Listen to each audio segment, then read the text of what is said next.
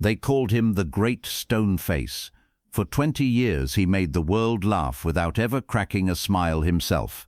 His deadpan expression became the most famous face in silent cinema, a mask of stoic bewilderment as trains crashed around him, as houses collapsed on top of him, as the entire universe conspired to destroy him and failed again and again and again. But here is the truth no one tells you about Buster Keaton. The stone face was not an act. By the time Hollywood was done with him, Buster had forgotten how to smile. Not on screen, off screen, in his own life, in the mirror, each morning, in the arms of wives who tried to love him and found only absence. The mask had fused to the man, and beneath it there was only emptiness, only alcohol, only the slow erasure of a genius who had given everything to an industry that threw him away like yesterday's newspaper. He died in 1966, largely forgotten, in a small house in the San Fernando Valley. The obituaries called him a pioneer. They called him a legend. They did not mention the decades of alcoholism that nearly killed him. They did not mention the lost fortune, gambled and drunk away during years of despair. They did not mention the 3 marriages destroyed by his inability to function as a human being, to feel what normal people feel, to connect the way normal people connect.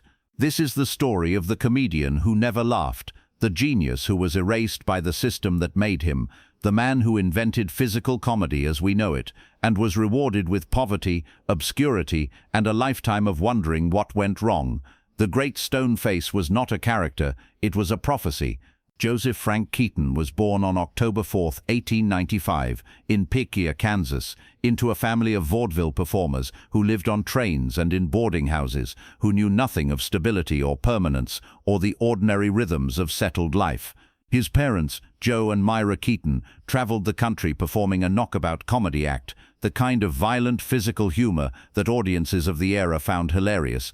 By the time Buster was 3 years old, he was part of the act. Not as a spectator, as a prop. His father would throw him across the stage, literally throw him into scenery, into walls, into the orchestra pit, into other performers. The child would bounce, tumble, roll and spring back up without a sound, without a tear, without any expression at all. Audiences gasped at the violence, then roared with laughter at the child's impossible resilience. The Keatons had discovered something remarkable. Their son was seemingly indestructible, and his blank face made the violence even funnier. The name Buster came from Harry Houdini, a family friend who witnessed the toddler tumble down a flight of stairs without crying. "That's some Buster your kid took," Houdini reportedly said, using the slang term for a spectacular fall. The name stuck forever, replacing the Joseph he had been christened with, erasing even his original identity. What no one asked, what no one thought to ask in an era when child labor laws barely existed and children were considered property, was what this training was doing to the boy inside, what it meant to be thrown across stages night after night before you could fully speak, what it did to a developing mind to learn that the only response to pain was silence. By age 5, Buster Keaton had learned the most important lesson of his life. Pain is irrelevant, emotions are weakness, and the only way to survive is to feel nothing at all. He carried that lesson to his grave. The act grew more violent as Buster grew older, and his body could absorb more punishment. Joe Keaton, increasingly alcoholic and increasingly brutal both on stage and off, seemed to take genuine pleasure in hurting his son for the entertainment of strangers. He attached a suitcase handle to Buster's back so he could swing the boy like a human mop, slamming him into floors and walls with greater precision and force. The crowds loved it. The more violent the act became, the bigger the laughs. Joe Keaton responded to this feedback the way any performer would, by escalating, by finding new ways to throw, drop and slam his child that would elicit bigger gasps and louder applause. Child protection societies tried to intervene. They attended performances in multiple cities, certain they were witnessing abuse disguised as entertainment. But Buster, trained since infancy to show nothing, revealed nothing. He demonstrated his flexibility, his lack of visible bruises, his apparent enjoyment of the routine. He smiled for the investigators, assured them he was fine, performed the role of happy child with the same precision he brought to every other performance. The investigators left satisfied. The beatings continued. The training deepened. "I learned to take punishment without complaining," Buster said decades later, his voice carrying no emotion whatsoever. "That was the family business. You took your lumps, and you didn't cry about it. If you cried, the audience stopped laughing. If the audience stopped laughing, you didn't eat."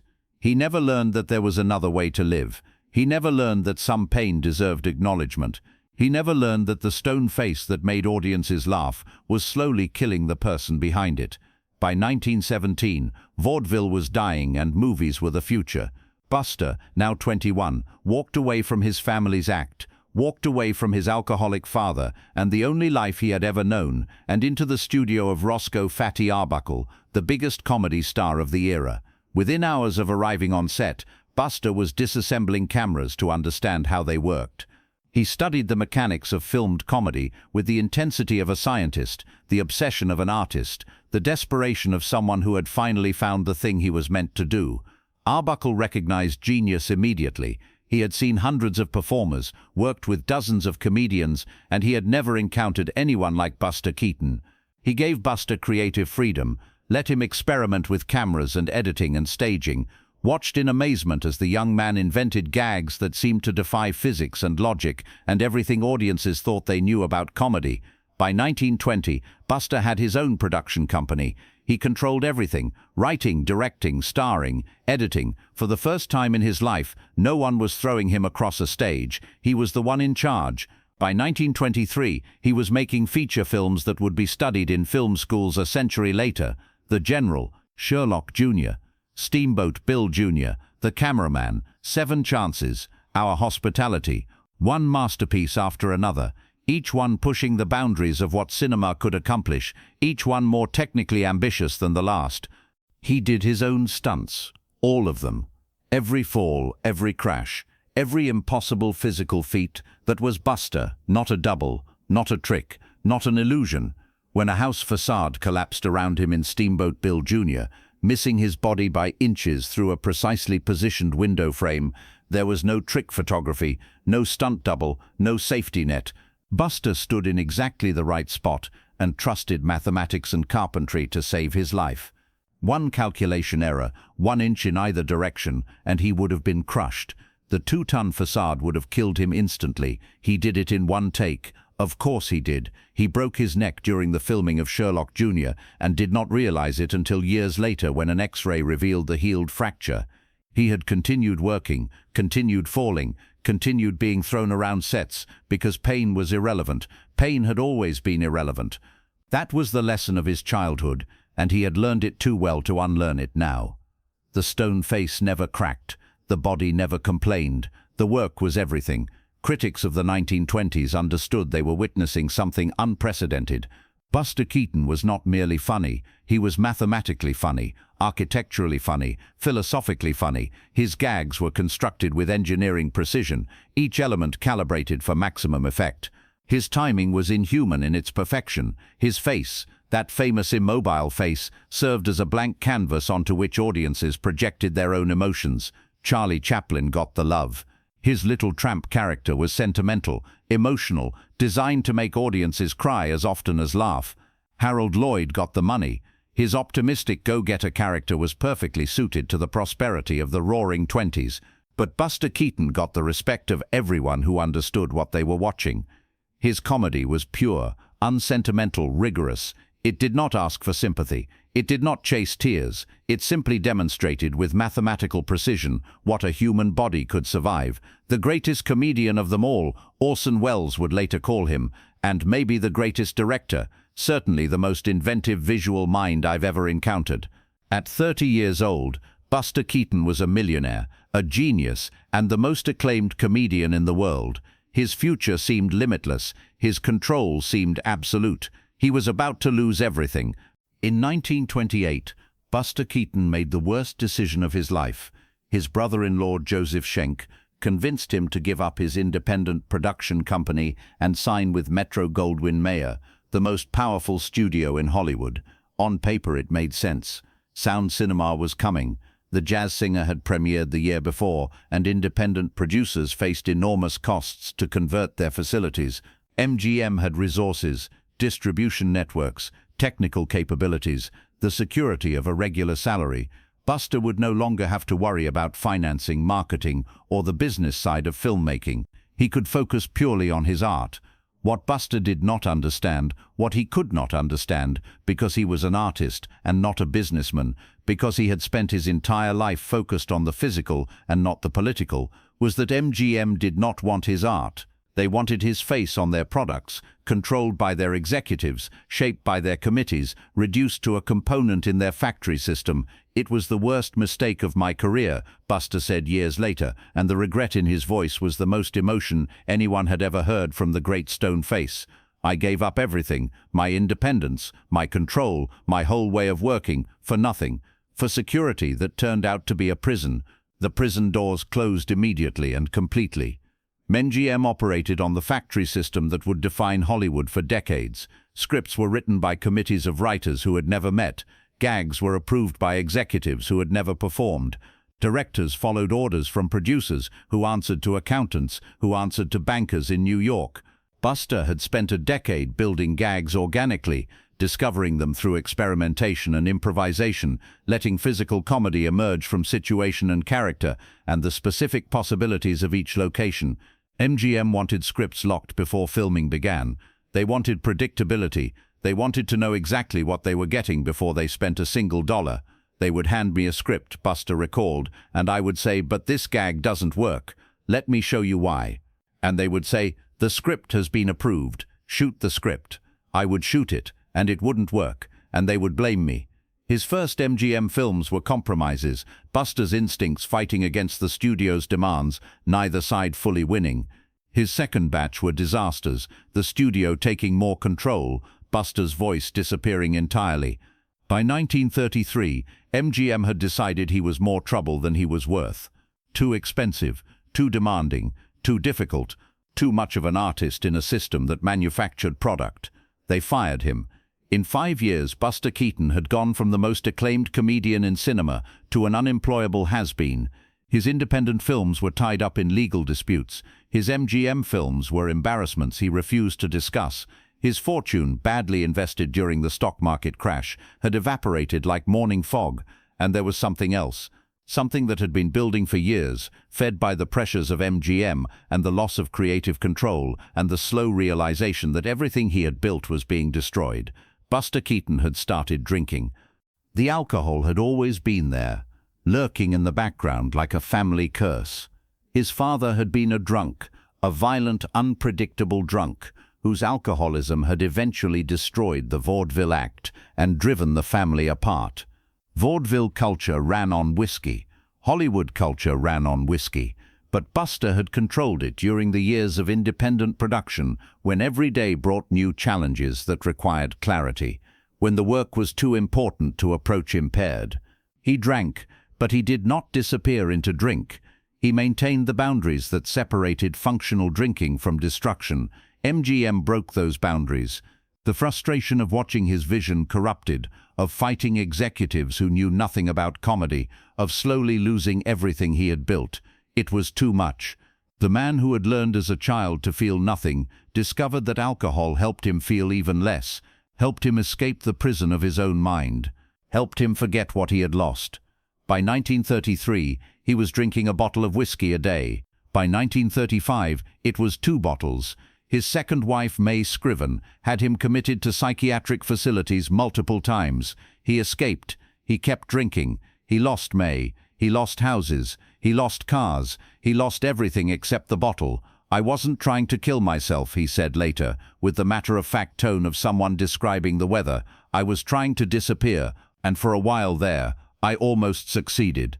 The 1940s were a blur of small paychecks and large humiliations. He worked as a gag writer for other comedians, watching younger men perform routines he had invented decades earlier, receiving no credit and little pay. He appeared in 2 reel comedies for Columbia Pictures, cheap productions that paid a few $100s and required nothing but his presence and his willingness to fall down on command. He had become a ghost, haunting his own career, a living reminder of what Hollywood had been before the studio system consumed it. A cautionary tale that no one wanted to hear. He married a 3rd time, to a dancer named Eleanor Norris, who was 23 years his junior. She met him at a bridge game in 1940 when he was at his lowest point, and she saw something in him that he could no longer see in himself. She saved his life. Eleanor hid the alcohol. She poured bottles down drains. She physically prevented him from destroying himself, wrestling with a man who had spent his entire life learning to absorb punishment. Slowly, painfully, over months and years of struggle, Buster got sober, but sobriety brought its own curse. Clarity. For the first time in years, Buster could see exactly what had happened to him. The genius of the 1920s was now a footnote, a trivia question, a face that older audiences vaguely remembered and younger audiences had never seen. His silent films were rotting in vaults. The studios that owned them saw no value in old comedies with no sound. Some prints decomposed beyond repair, the nitrate film stock eating itself in storage. Others were deliberately destroyed to save storage costs. Masterpieces, irreplaceable works of art were thrown away like garbage because no one believed they had commercial value. Buster Keaton watched his life's work disappear, one film at a time, and there was nothing he could do about it. In the 1950s, something unexpected happened. Television needed content, endless hours of programming to fill the new medium's insatiable demand. Someone in a programming department remembered that old silent comedies existed. Someone discovered that Buster Keaton was still alive. He appeared on variety shows, performing abbreviated versions of routines he had perfected 40 years earlier. He did commercials for beer and cars and products he had never used. He made cameo appearances in films, usually playing sad old men who reminded audiences of someone they could not quite place. The exposure led to retrospectives. Film scholars, particularly in Europe where cinema was treated as an art form rather than mere entertainment, began writing about Keaton's work with the seriousness previously reserved for great novelists and painters. They analyzed his visual compositions, his mathematical precision, his philosophical undertones. They declared him not merely a comedian, but an artist of the highest order. Buster watched this rehabilitation with bewilderment. He had never thought of himself as an artist. He had thought of himself as a craftsman, a worker, a man who made people laugh through careful engineering and precise execution. The scholarly analysis seemed to be describing someone else entirely. "They keep asking me what I meant by this gag or that gag," he complained to Eleanor. "I didn't mean anything. I was just trying to get a laugh. That's all any of us were ever trying to do." By 1960, Buster Keaton was a living legend, a status that paid poorly but provided steady work. He appeared in beach party movies alongside teenagers who treated him with reverent confusion, unsure why this ancient man with the sad eyes was sharing their set.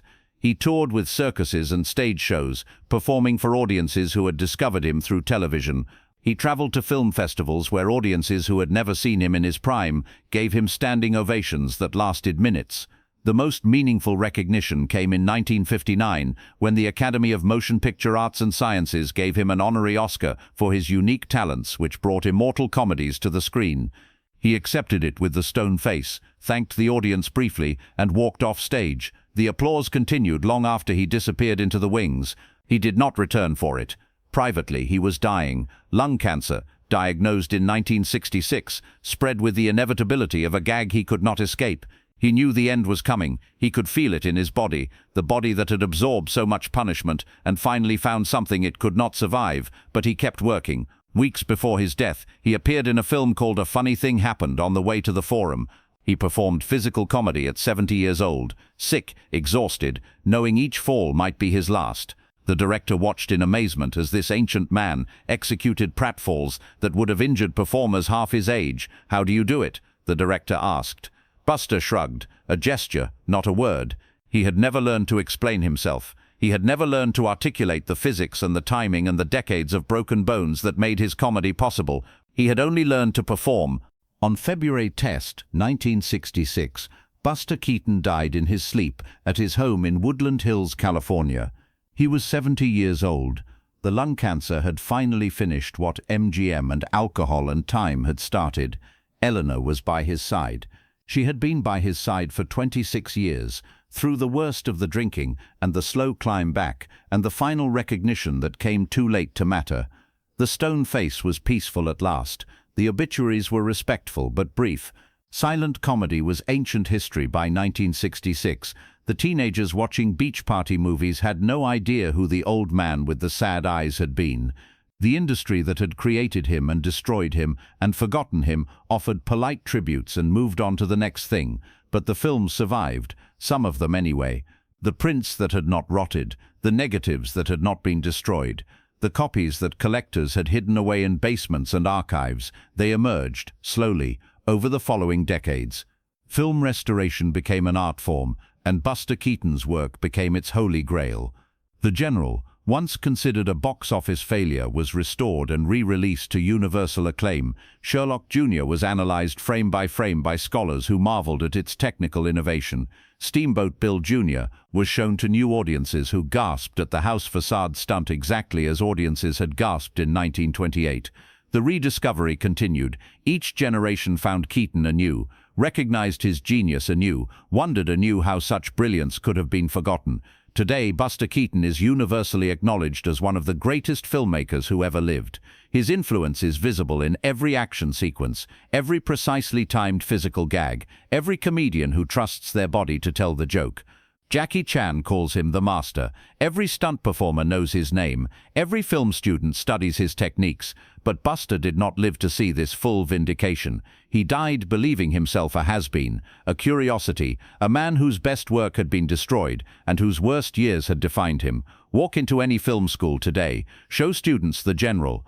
Watch their faces as they realize what they are seeing, that a man in 1926 created action sequences more inventive than anything in modern blockbusters, using nothing but ingenuity and the willingness to risk his life. Then tell them what happened to him: the MGM contract, the alcoholism, the lost films, the decades of obscurity. Watch their admiration curdle into something darker.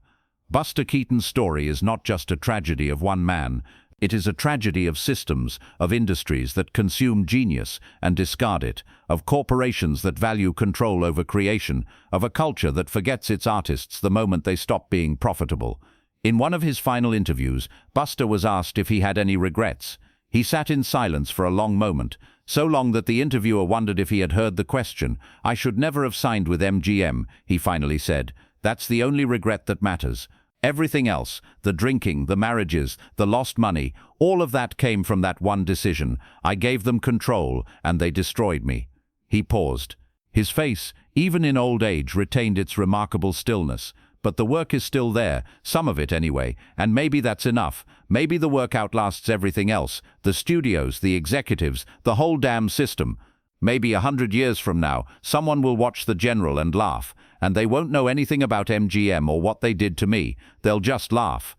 He almost smiled then. Almost. That would be something. That would be enough. The great stone face was never an act.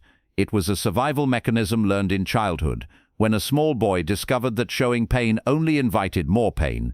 It was a professional technique perfected in vaudeville, when audiences laughed harder at catastrophe met with blankness. It was a prison that eventually trapped the man inside it, leaving him unable to express joy or sorrow or anything human. Buster Keaton made the world laugh for 20 years. He invented physical comedy as we know it. He risked his life hundreds of times to create moments of perfect, transcendent humor. And when the industry was done with him, when they had extracted everything useful and discarded the rest, he disappeared into alcohol and obscurity and the slow realization that genius means nothing to corporations. The next time you watch a comedian take a fall, the next time you see an action hero survive impossible danger with impeccable timing, the next time physical comedy makes you gasp and then laugh, remember where it came from. Remember the great stone face. Remember the man who forgot how to smile. Remember Buster Keaton.